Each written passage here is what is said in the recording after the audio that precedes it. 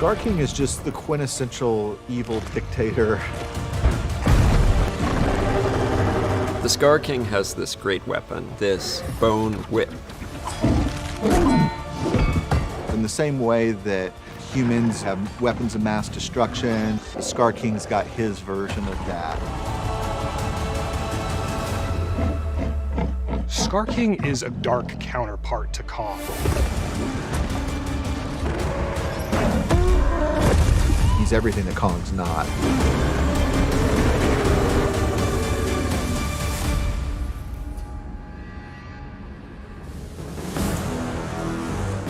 Normally when you're doing a Godzilla or King Kong movie, humanity is the biggest threat. Being able to come up with a villain like the Scar King, it opened the door where we could tell that same evil side of humanity story, but from the monster perspective. And that means creating an even bigger threat that the Scar King is in control of.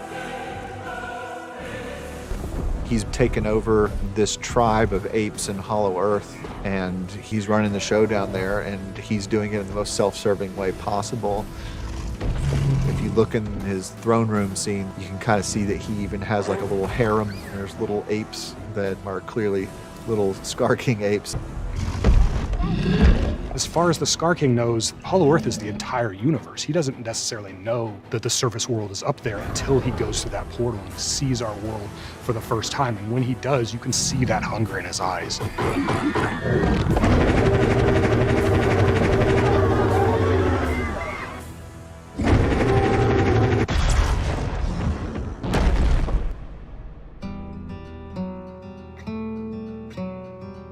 Within the great ape community, you have certain apes that live off of hunting other apes, and they have this look to them that's unlike other primates. There's something evil about them, and so we really started drawing facial features with that as the basis for the Scar King. I wanted a nemesis for Kong that was going to be another ape, but would be more agile than Kong. He's taller, he's slim, his arms are extra long, he's lanky, his colors are vibrant and red, whereas Kong, deep down, there's something kind of gentle about him. This one's scary and ruthless. His actual fur color isn't red. He's painted himself that way, and you can see all the other apes have these marks on their body, and that's sort of them pledging their allegiance. There's even a ranking system. You can see some of the guards, they also have red paint on their face, whereas the worker ones don't have the red paint on their face. I like that he's called the Scar King, although he himself is one of the least scarred apes, because it implies something even darker about him, about how he identifies like his loyal guard through scarring them. For the loyal guard, we were looking at chimpanzees that are older, have started losing hair, so that you really start to see their muscular nature.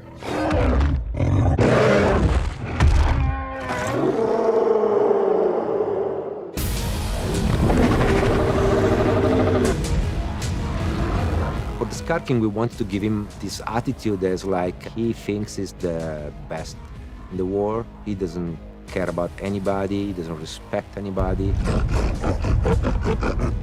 So we wanted to make sure that this personality was coming through his body language and the way he looked at the other Titans, always to impose himself. So the Scar King, besides being very agile and moving fast, what did give him strength is his whip.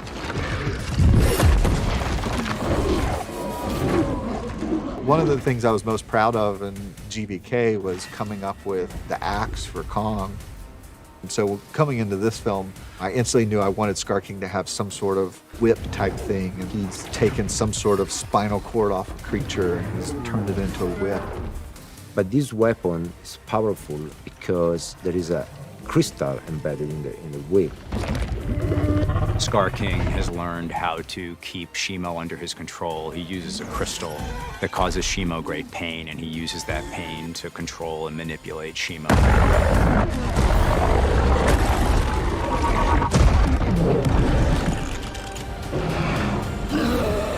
Scar King's by far the smartest opponent we've ever seen in these movies. He's been able to create this army of Kongs. He's been able to capture and weaponize Shimo and use that as the battering ram to fight his way out of Hollow Earth and potentially enslave the surface world as well.